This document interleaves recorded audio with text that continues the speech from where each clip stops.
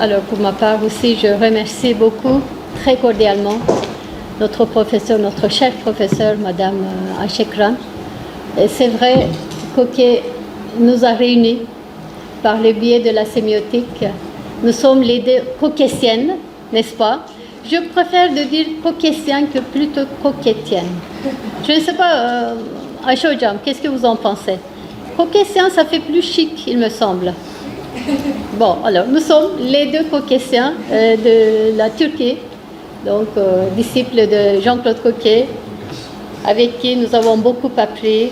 Vraiment, je rends hommage à son inoubliable souvenir, ce que je vais répéter à la fin de ma séance aussi. Bon, je vous remercie d'être là. Il y a certains jeunes étudiants, élèves même, qui viennent du lycée de Galatasaray, et les amis, les doctorants de l'Université d'Istanbul, qui ne nous laissent pas seuls cet après-midi. Merci beaucoup d'être venus, d'être là. Alors, après ma thèse à l'EHESS de Paris en sémiotique littéraire, de retour à Istanbul, j'ai commencé à enseigner dans un département de traduction. En même temps que j'ai entamé une carrière de traductrice tout à fait par hasard, en fait. Ce que je souhaitais peut-être depuis que j'étais étudiante, parce que j'aimais beaucoup la traduction, les cours de traduction, etc. Mais je n'avais jamais pensé à travailler dans un département de traduction parce que ça n'existe pas quand j'étais étudiante. Et même quand je faisais mon doctorat à Paris, mais quand je suis retournée à Istanbul, j'ai vu qu'il y avait de nouveaux départements de traduction, d'abord à l'université de Boğaziçi, un département anglophone, et en 1992 à l'université technique de Yıldız, en même temps que l'université de Hacettepe à Ankara. On a fondé deux départements francophones de traduction. C'est comme ça que j'ai commencé une carrière de traductrice, de traductologue et sémioticien en même temps. Ce qui m'a amené à une interdisciplinarité entre la sémiotique et la traductologie. Je vais essayer donc de vous présenter un travail que je situe à cette interdisciplinarité entre la sémiotique et la traductologie, puisque je suis passée par là et en tant que praticienne, pédagogue et pédagogue dans ce domaine. Bon, mon intervention s'intitule « Analyser pour traduire la route des Flandres » de Claude Simon, approche sémiotique entre physis et logos de la théorie des instances de Jean-Claude Coquet. Claude Simon, un auteur français très connu dans le monde entier, puisque c'est un auteur nobelisé déjà, et c'est un représentant qui a poussé un peu à l'extrême le courant de nouveaux romans. Donc, c'est un auteur très particulier et il a une œuvre très particulière. Il a reçu le prix Nobel de littérature en 1985 et vous voyez les photos de sa remise de prix Nobel. Mais malheureusement, ce grand auteur n'était pas très connu en Turquie, puisqu'il y avait un seul livre de lui qui était traduit avant la traduction de La route des Flandres. Et c'était assez tardivement parce que cette seule traduction de lui, qui concerne un de ses derniers romans, Le Tramway, est publiée en 2003, donc au début du XXe siècle. Et Claude Simon, il est né en 1913, juste avant la Première Guerre mondiale, à Madagascar, parce que son père était un militaire, un colonel, qui travaillait là-bas à Madagascar. Et voilà, et il est décédé en 2005, donc on peut dire qu'il a parcouru tout le XXe siècle, et ça veut dire tous les toutes les douleurs, toutes les atrocités du XXe siècle, les deux guerres mondiales, qui a fait souffrir beaucoup de gens en Europe. Donc, son roman La route de Flandre reflète en fait sa vie qui tombe sur la période de la Deuxième Guerre mondiale, parce que lui-même, il a été soldat pendant la Deuxième Guerre mondiale, et même il était soldat dans le régiment qui a été anéanti en Flandre face à l'armée allemande. Donc, ce qu'il raconte dans son roman, c'est ce qu'il a vécu en fait, c'est de la réalité, et en quelque sorte fictivisé évidemment. Et voilà, donc le seul livre traduit en turc, le Tramvay. Après, il y a eu une maison d'édition, la maison de Sel, qui a pris l'initiative de faire traduire La route des Flandres, qui est considéré comme pas mal de critiques littéraires comme son chef-d'œuvre. Et ils m'ont proposé de traduire ce livre, ce roman. J'ai hésité parce que pour les personnes qui connaissent le livre, il est vraiment à la limite de l'intraduisible.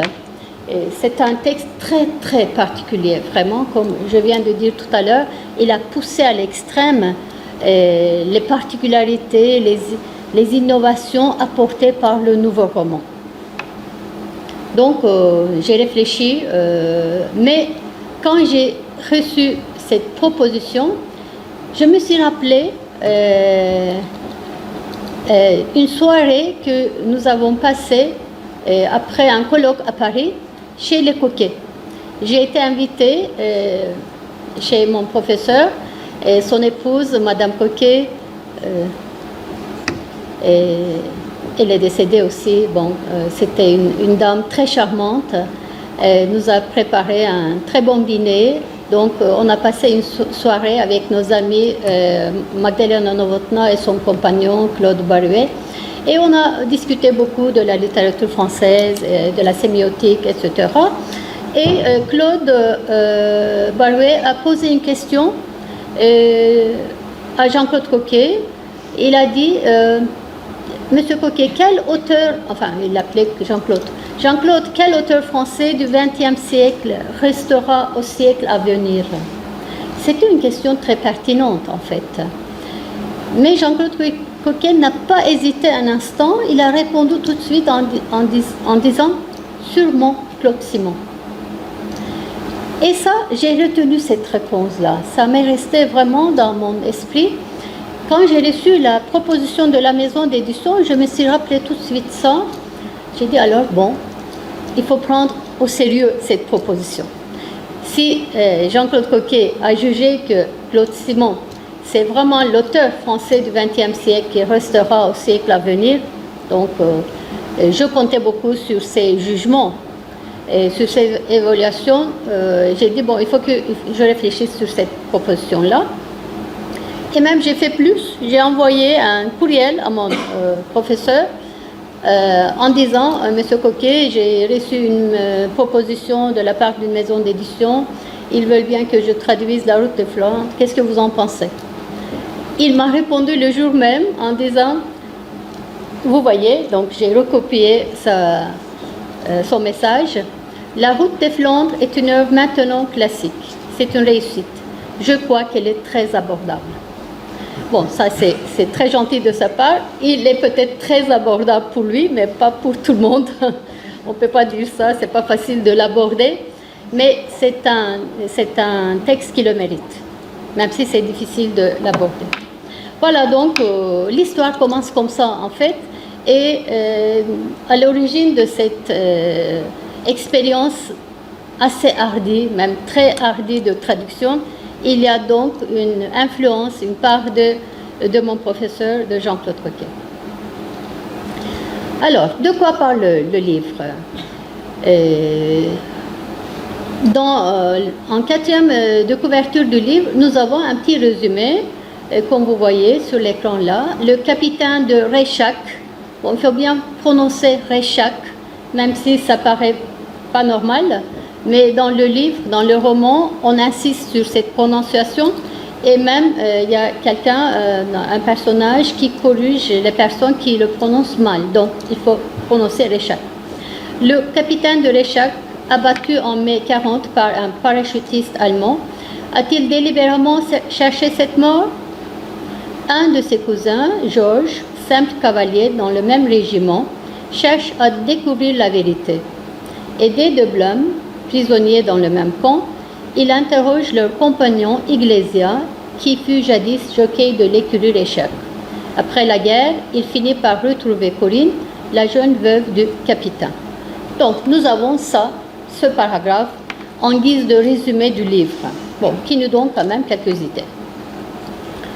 Alors, les coordonnées narratives du roman, si on les énumère très vite, les personnages, Georges, le personnage principal, qui est en même temps le narrateur, c'est un soldat dans le régiment détruit en Flandre, et il est en même temps le cousin lointain du capitaine de Reshak, qui est le capitaine de son régiment.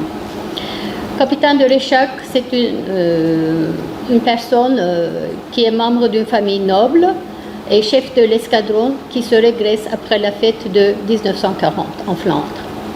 Blum, c'est un soldat dans le même escadron que Georges. Il y a Vac qui est un autre soldat et qui est tué en même temps que le capitaine. Iglesia, il est le jockey de chevaux du capitaine de Reshak parce qu'il est amateur de course de chevaux, le capitaine. Et il est supposé amant de Corinne, donc la femme, l'épouse du capitaine. Corinne, c'est une jeune femme, épouse du capitaine, et elle est supposée comme femme infidèle dans le roman. Sabine, c'est la mère de Georges, qui est la cousine lointaine du capitaine. Il y a un ancêtre de Reshak, qui est un général révolutionnaire, qui s'est suicidé lui aussi après la défaite de son régiment. Parce que le capitaine de Reshak, on ne sait pas s'il s'est suicidé ou s'il est tué pendant la guerre, parce qu'il a fait un geste qui a incité le soldat allemand en face de le tuer, de tirer sur lui. Agnès, c'est l'épouse de l'ancêtre de Reshak. Elle est aussi supposée comme femme adultère. Voilà donc les personnages. Les lieux, particulièrement, c'est la route des Flandres, en Flandre.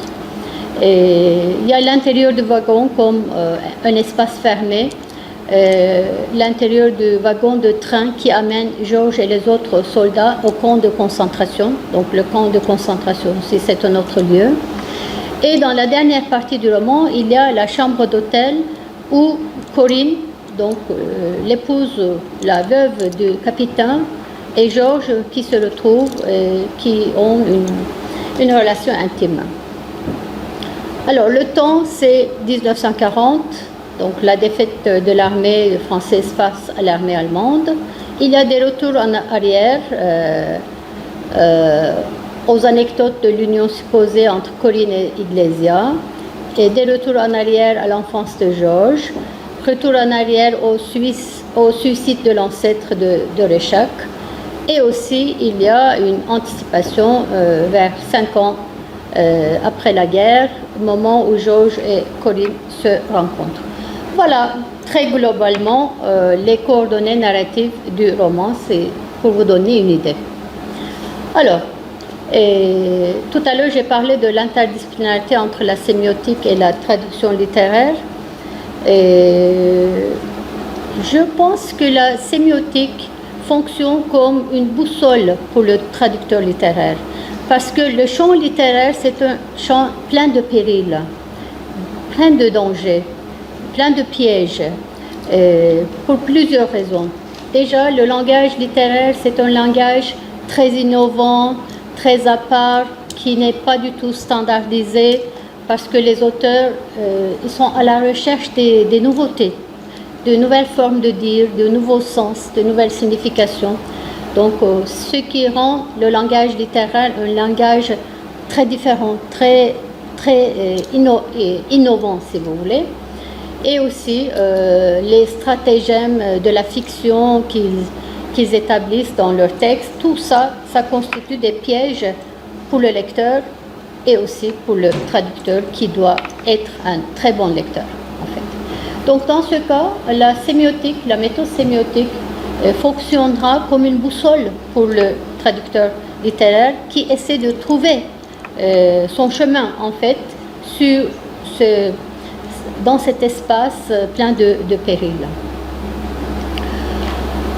Alors, cette interaction entre la théorie des signes et la théorie de la traduction sert en fait à sensibiliser le traducteur littéraire aux difficultés et aux subtilités de son travail afin d'améliorer la qualité des traductions littéraires. Puisque le texte littéraire, c'est un espace glissant et subjectif, et puisque le langage littéraire vise volontiers à se démarquer de la langue établie, donc le traducteur aura intérêt à suivre un guide salutaire, le guide salutaire qui est la sémiotique. Voilà, donc je me suis approchée du texte La route des Flandres de telle manière, en fait, en essayant de découvrir l'univers sémiotique du roman et pour mieux guider dans mon activité traduisante.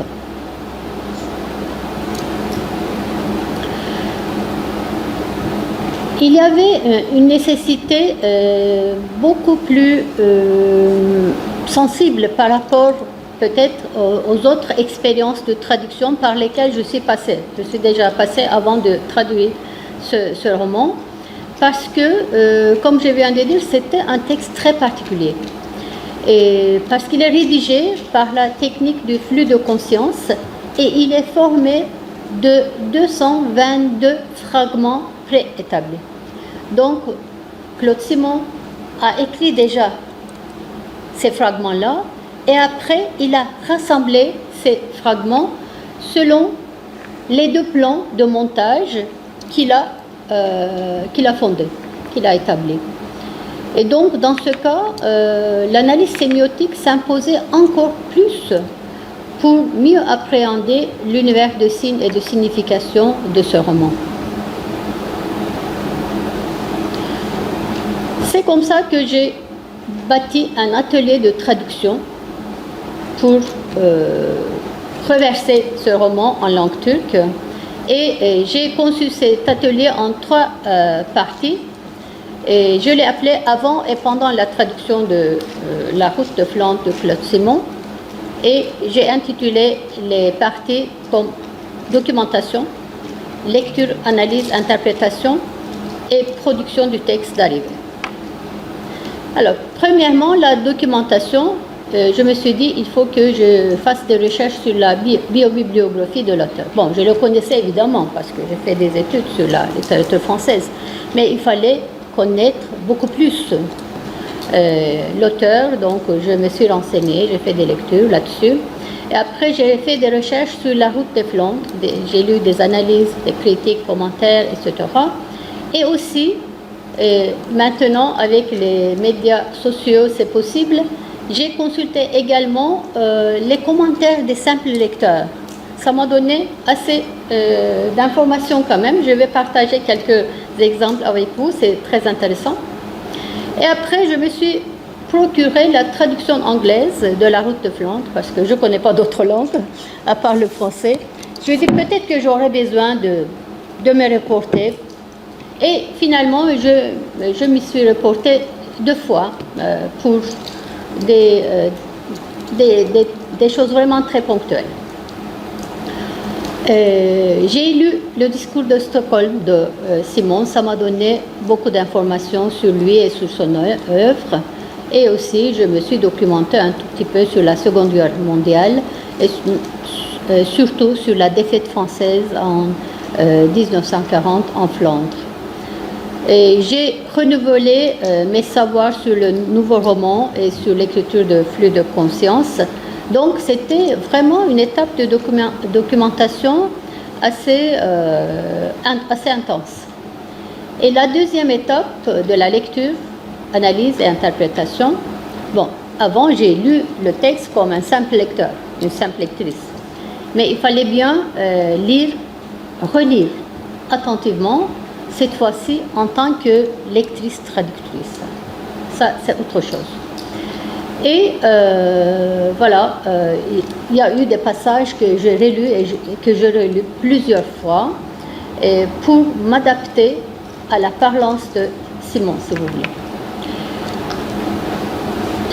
La sémiotique nous a appris de segmenter le texte quand on l'aborde. C'est la première opération que l'on fait parce que le texte littéraire, indépendamment de sa taille, ça nous représente un univers de sens assez compliqué et on a intérêt à le diviser en des petites parties pour mieux maîtriser ce texte. Donc, mais comment segmenter ce texte déjà fragmentaire? Je vous ai dit tout à l'heure que le texte lui-même est écrit d'abord en 222 fragments et après Claude Simon les a reliés suivant deux plans de montage. J'ai étudié les deux plans de montage qu'il a préparés pour son œuvre et finalement je me suis limitée à la segmentation du roman en 3 grandes parties qui n'ont pas de titre mais des épigraphes très significatives.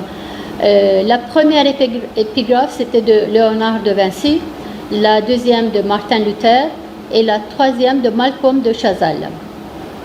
Claude Simon, qui est peintre lui-même, il s'est adressé à deux grands autres peintres, de Vinci et de Chazal. D'ailleurs, il a avoué lui-même qu'il s'est comporté pour rassembler ces fragments, qu'il se comportait comme un peintre, qu'il avait un regard de peintre, parce qu'il a donné une couleur à chaque personnage et à chaque thème du roman.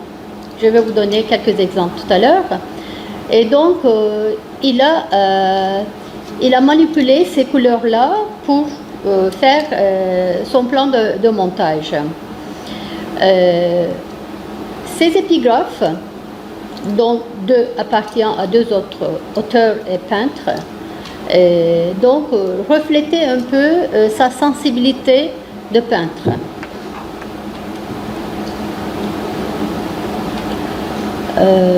Les couleurs qu'il a utilisées, par exemple, pour les personnages et les thèmes, la rose était pour Corinne, la veuve, l'épouse du capitaine, bleu pâle pour Georges, qui est le personnage principal, brun pour Blum, rouge pour Réchac, noir pour la guerre, vert émeraude pour la course de chevaux, et Iglesia, vert clair pour l'épisode chez les paysans, mauve pour l'ancêtre Réchac. Donc après il a rassemblé par des fils en couleur, de la même couleur, ces fragments. C'est comme ça qu'il a fait le montage. Et il a expliqué dans un écrit qu'il s'est comporté en mathématicien en arrangeant ces couleurs en des permutations et des combinaisons. Il a dit, je cite, « Je pouvais ainsi constater qu'une période trop longue, par exemple, s'écoulait sans un rappel de noir, c'est-à-dire la guerre, ou de rose, Corinne, ou de bleu, Georges, etc. » Et donc, ce jeu de couleurs a une fonction très pertinente dans le montage du récit. Il l'explique de cette manière, je cite, « On peut voir rien que par les couleurs que l'épisode de l'anéantissement de l'escadron tombé dans une embuscade se situe au milieu du récit de la course perdue par Réchac et au centre même du roman. » Et c'est vrai, la guerre et la course de chevaux s'intègrent dans le roman. Il y a un passage où on entend le bruit des chevaux qui avancent en trottant, et du coup on passe de l'anecdote de la guerre à l'anecdote de la course de chevaux. Donc il fait des choses comme ça. Et vous êtes vraiment déboussolé quand vous lisez le texte, on ne sait plus où on est, on était à la guerre, bon, du coup, on est à la course de chevaux, mais qu'est-ce qui se passe? Il y a vraiment des passages très rapides comme ça. Alors, donc, les épigraphes significatives qui s'intitulent en quelque sorte les parties. Donc, finalement, j'ai pensé que ces épigraphes ont une fonction d'intitulé de parties qui manque dans le roman. Et la première épigraphe qui appartient à Léonard de Vinci, et je croyais apprendre à vivre, j'apprenais à mourir. J'ai ressenti en tant que lectrice turque que cette épigraphe combine la lacune qu'un lecteur turc non francophone ou un lecteur qui n'est pas français et perd à la face du titre du roman. Parce que la route des Flandres, ça doit signifier quelque chose pour le lecteur français qui doit connaître quand même cette grande défaite de l'armée française face à l'armée allemande en Flandre, alors qu'un lecteur turc ne doit pas le connaître. Donc, cette épigraphe qui nous parle de la vie et de la mort comble en quelque sorte la lacune qu'on a face au titre du roman, parce que ça, cette épigraphe déclenche une isotopie de vie et de mort. Donc, en cherchant, en essayant de bâtir une isotopie qui reflète l'atmosphère macabre de la guerre. La deuxième épigraphe, il est un peu plus difficile de lui donner une explication parce que ça, déjà, ça appartient à Martin Luther, donc réformateur de l'Église, fondateur du protestantisme. On sait pas, je ne sais pas personnellement si Claude Simon était croyant, s'il était protestant, mais peu importe, il faut pas être croyant ni protestant pour faire une référence à Martin Luther, mais c'est important parce que là, dans cette épigraphe, Martin Luther met en cause la création du monde et de l'homme, et avec un discours un peu ironique. Et Ömer, est-ce que tu peux le lire, le texte en français, s'il te plaît? Je peux m'approcher? Oui, bien sûr. Bon, de temps en temps, je vais demander à Ömer de lire les citations pour que je souffle un peu.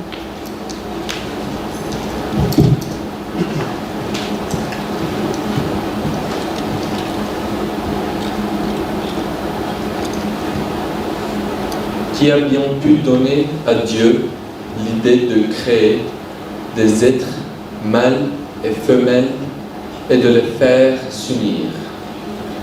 L'homme, voilà qui lui donne la femme. Elle a 2 tétons sur la poitrine et un petit pertuis entre les jambes. Mettez là une petite goutte de sémence humaine et il en naîtra un corps grand comme ça. Cette pauvre petite goutte deviendra chair, sang, os, nerfs, peau.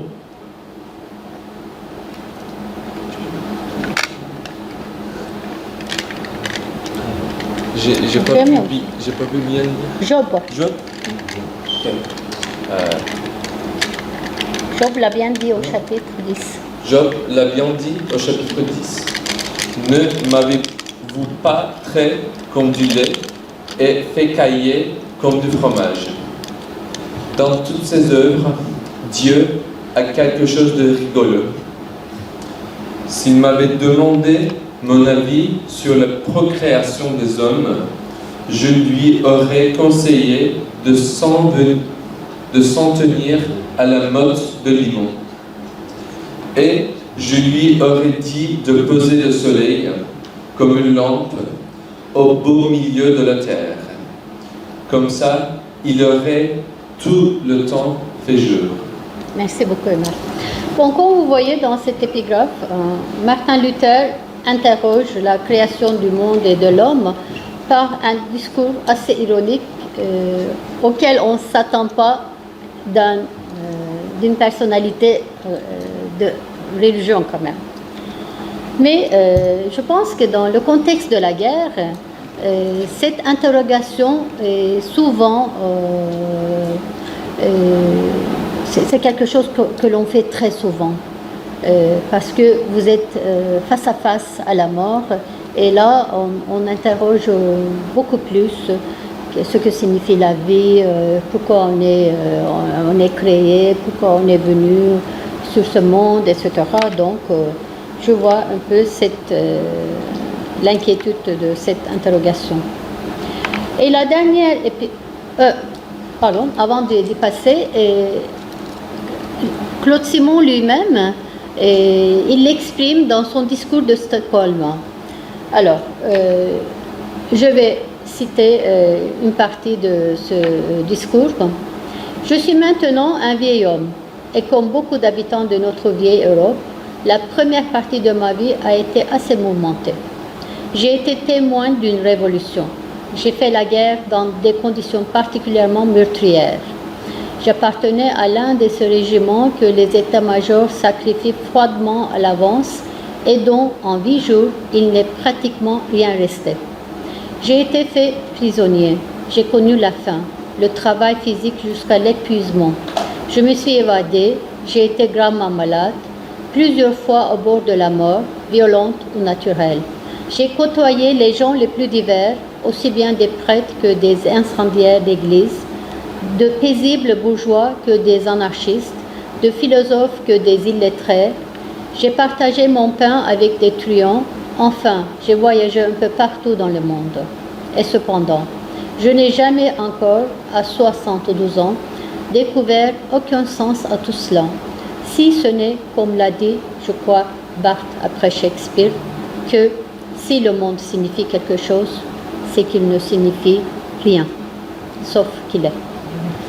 Donc vous voyez dans ce passage son interrogation du monde, de l'existence, de la signification de la vie, etc. Enfin des questionnements qui nous préoccupent tous, en fait, en quelque sorte. Alors, la troisième épigraphe appartient à un auteur, peintre, et peintre en même temps, poète de l'île Maurice. J'ai dit au commencement que Claude Simon est né à Madagascar, donc c'est un malgache, si on peut dire. Et l'île Maurice est tout près de l'île Madagascar, donc je me demande, à part la similarité d'être peintre, les deux auteurs peintres, est-ce qu'il y avait quelque chose qui les reliait de naissance parce qu'ils sont nés dans une géographie tout proche. Et je me suis demandé si Claude Simon avait la nostalgie de son pays natal ou pas en choisissant cette épigraphe, cet auteur en fait. Alors la troisième épigraphe, ça concerne la notion de volupté. La volupté, c'est l'étreinte d'un corps de mort par deux êtres vivants. Le cadavre, dans ce cas, c'est le temps assassiné pour un temps et rendu consubstantiel au toucher. Un passage assez philosophique, vraiment riche de signification et qui nous retourne à l'isotopie vie-mort du texte et en la reliant à la notion de volupté et aussi à la thématique du temps destructeur qui est pesant dans le texte.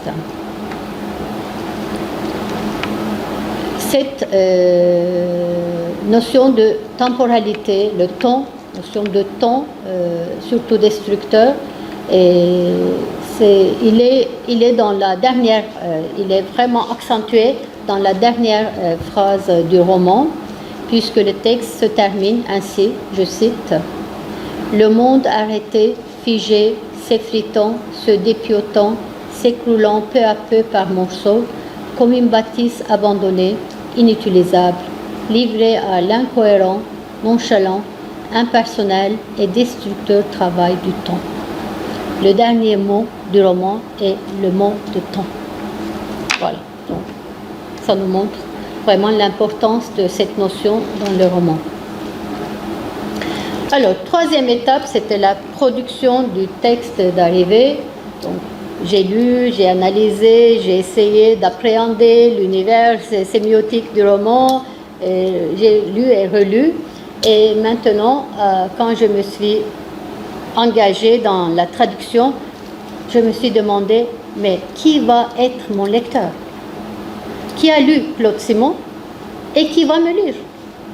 Alors, dans ce cas, j'utilise très peu les médias sociaux, mais pour ça, j'étais curieuse de le faire et j'ai trouvé pas mal de commentaires de simples lecteurs. Et voilà, j'ai choisi quelques-uns pour vous. Maintenant, je vais demander à Ömer de le lire, mais un peu plus rapidement, Ömer, parce que nous avons du temps limité. Il vaut mieux, le cas Oui. Il vaut mieux ne pas chercher à comprendre l'histoire, car au final, il n'y en a pas vraiment. Aucun schéma narratif comme celui qu'on apprend au collège, situation initiale, élément perturbateur, péripéties et dénouement. Non. Ici, on ne rencontre que des flashbacks, des changements de point de vue, comme une histoire racontée par un narrateur schizo dont les personnalités alternaient sans cesse. C'est une littérature exigeante et qui demande une certaine volonté car elle a pour but non pas de distraire, mais d'instruire. Il faut néanmoins s'accrocher, persévérer pour en retirer quelque chose et mourir moins qu'au final. Voilà. Vous voyez la réaction d'un lecteur après la lecture de ce roman. Bon, il y en a d'autres. Ouf. Heureusement que le quatrième de couverture de l'édition de poche de la route, je peux commencer un peu. De la route des Flandres. Mais je vais m'approcher. Oui, vas-y, approche-toi.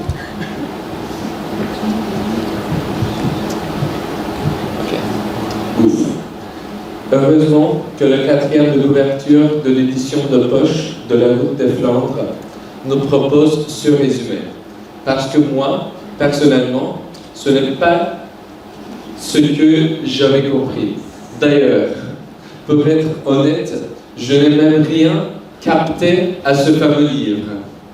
Tout juste ai-je retenu qu'il était question d'un cheval mort, d'un jockey, de relations sexuelles avec cette fameuse Corinne, de soldats et de la débandade de 1940. D'accord, je lis ces deux commentaires et je vais laisser après pour toi. Alors, j'ai trouvé un site où on notait les œuvres. Alors, il y a deux lecteurs qui ont noté. Le premier a noté 4 sur 5. Ce roman, il a dit « J'ai mis longtemps à finir La route des Flandres. Je n'ai pas aimé le livre, mais j'adore l'avoir lu. Il est très frustrant pour moi de ne pas être arrivé à l'apprécier plus et à m'y investir plus, alors que ce roman est un des plus remarquables que je l'ai lu. » Voilà. Un autre lecteur qui a noté 2 sur 5. Je ne conteste pas l'originalité, les qualités d'écrivain, la recherche et l'inventivité de l'auteur, mais je n'ai pas adhéré au livre. Un style très pesant que j'ai ressenti parfois comme pompeux, une navigation pénible entre discussion, souvenir, souvenir de discussion, discussion sur des souvenirs, fantasmes et réalité. J'étais curieux de l'œuvre du prix Nobel, Claude Simon, un cadeau, donc il n'est pas d'accord, mais ce n'est pas pour moi trop expérimental. Donc vous voyez deux lecteurs qui ont noté vraiment très différemment ce roman. Et encore trois petits commentaires en anglais, Ömer. Inspired in linguistic shape and literary language by Marcel Proust, this could possibly be the most brilliant novel of the 20th century. A difficult read first sentence takes up a page and a half without a single technical mistake, such as falling into a run-on sentence, but pays off in its self-conscious, metatextual explanation of how narrative functions. Il a noté 5 sur 5 quand même. Unreadable, stream of consciousness without punctuation. 1 sur 5. Did I enjoy reading it? I have to be honest and say not really, but on the other hand, I don't regret reading it at all. Comme vous voyez, merci Ömer, les avis changent beaucoup. Bon, face à ces commentaires, je me suis dit il me faut faire une typologie de lecteur. J'ai fait une rapide typologie de lecteur à 3 termes. Parmi ce que j'ai vu, j'ai dit, bon, il y a d'abord un type de lecteur que j'ai appelé lecteur passif, par gentillesse, pour ne pas dire lecteur paresseux, qui attend que la littéralité lui soit donnée tout fait dans un beau paquet. Celui-ci peut être tout mécontent face au cadeau qu'il vient de recevoir, si c'est la route de Flandre, son cadeau. Deuxième type, c'était un lecteur curieux qui serait vite accroché par le genre inhabituel du livre, partirait volontiers à la quête du sens dans cet univers sémiotique qui bouscule, même s'il risque de s'y perdre. Et troisièmement, un lecteur compétent, évidemment c'est l'idéal, qui participera volontiers au grand jeu proposé par le livre et y trouvera sans doute du plaisir à lire. Et donc finalement, j'ai dit, bon, le premier type lecteur passif ne sera pas le lecteur de la route de Flandre, donc je vais vraiment faire appel à un lecteur curieux et à un lecteur compétent. Après, j'ai continué, une fois mis dans le travail, à trouver des solutions à des problèmes qui étaient très particuliers et très à part, vraiment. Et parce que, tout d'abord, dans la grande partie du roman, il y a l'usage innovant, inhabituel du participe présent du français. Parce qu'il est utilisé comme un verbe conjugué. Alors que normalement, il n'est pas utilisé comme ça en français. Alors quoi faire? Au lieu de dire Georges regarde le cheval, Claude Simon dit Georges regardant le cheval, comme si le participe présent était un verbe conjugué. Donc il fallait trouver une solution pour ça. À part ça, il y avait des phrases sans point, vraiment une ponctuation très rare, et des phrases entrelacées. Et en plus, des renvois aux différents personnages du texte par la répétition du même pronom personnel. Dans une même phrase, il utilise le pronom « il » pour désigner deux personnes différentes. Et ça, ça crée une ambiance chaotique. La disparité des structures des langues, sources et cibles rendait encore plus difficile mon travail parce qu'il y avait des phrases elliptiques, des phrases inachevées, qu'il n'est pas possible de reconstituer de la même manière en langue turque parce que c'est tout à fait une autre syntaxe. Donc il y avait vraiment beaucoup de problèmes. Et en plus, vraiment, il fallait connaître la terminologie de l'armée, de la guerre, de l'équitation et aussi la chasse, parce qu'on parlait aussi de la chasse. Et finalement, j'ai fait un lexique de termes qui dépasse plus de 280 termes. Et donc voilà, j'ai consulté au besoin la traduction anglaise pour deux fois, pour des choses très ponctuelles. Et j'ai envisagé de faire lire des échantillons de traduction à des lecteurs premiers pour avoir leur avis. Mais finalement, ça a été après la fin de la traduction parce que j'ai vu que le texte est tellement fragmenté, ça ne sert à rien de donner un fragment, un passage, une partie du texte à quelqu'un et il ne va pas vraiment saisir le texte. Et voilà. Et j'ai projeté de laisser reposer la traduction, le texte traduit, pour un certain temps après la fin, et revenir encore au texte à tête reposée, ce que j'ai fait 2 fois. Voilà. Je pense que c'est le moment de faire la pause parce que je vois que c'est déjà 1 heure. Oui. Donc, je suis au beau milieu de la présentation d'ailleurs, ça irait bien. Alors, je vous invite à prendre du thé, du café, après on va se retrouver ici pour continuer.